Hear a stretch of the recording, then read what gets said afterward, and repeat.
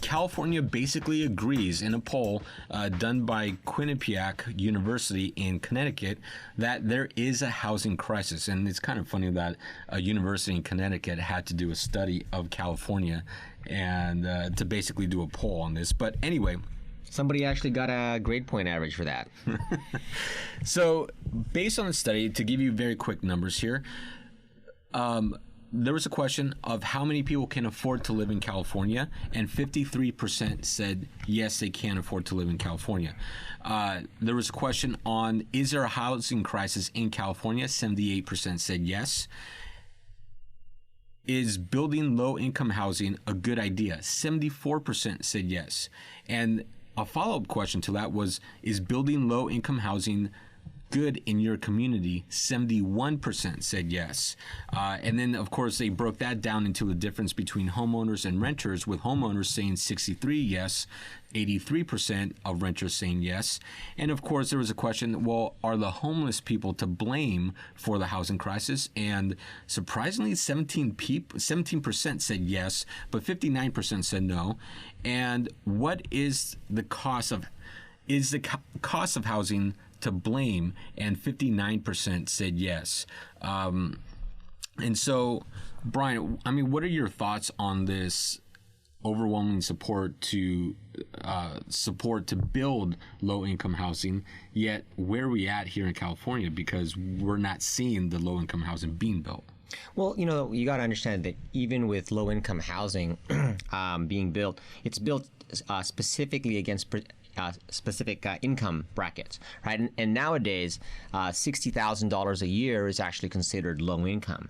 Not to mention that when, as a developer, you're building low income housing or workforce housing, you're still going to have to take into consideration all of the various fees, from permits to, more importantly, nowadays, there are impact fees.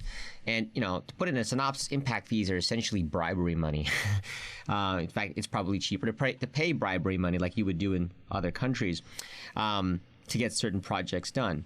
And I'm saying that facetiously, so don't anybody run and take me too seriously with that. But, for example, impact fees, even in low-income housing projects, can be rather significant. I mean, in a project I'm currently working on right now in El Cerrito to build 55 units by the BART station, our impact fees alone are going to be $1,152,000.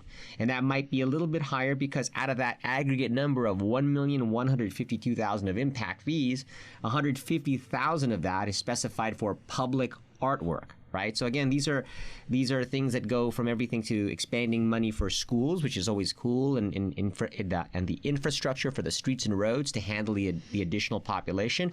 But some of it is just sounds like fluff money, like spend $150,000 or donate it to the city for artwork. So all of these factors come into play when you're adding up all the costs of building this low-income housing, and then how much you're going to charge each person for the rent in order to still make it feasible, right? Well, the $150,000 expense in artwork, depending on how many years of a return you want to make on that investment you are being forced to make, can raise people's rents by $50 to $150 per month. Correct. And that's per unit, and that's unnecessary added expenses to the actual end consumer, which is the tenant. Well, I mean, keep in mind, too, that the artwork is rather ambiguous. So it's almost set up in such a way where, okay, how do I go out and spend $150,000 of artwork on this building? Well, to create a big, gigantic bronze statue of myself? That would just be stupid, obviously, right? You know what we should hang up is all the BCRE paint night photos. That'd be great. We just had paint night a few nights ago. And then price it at $150,000. No, but seriously, what you end up doing is, because, I mean, where are you going to spend $150,000 in artwork, in public artwork on a 55-unit building? It ends up, you're going to be giving it to the city as donation for them to allocate towards $150,000 worth of artwork, supposedly.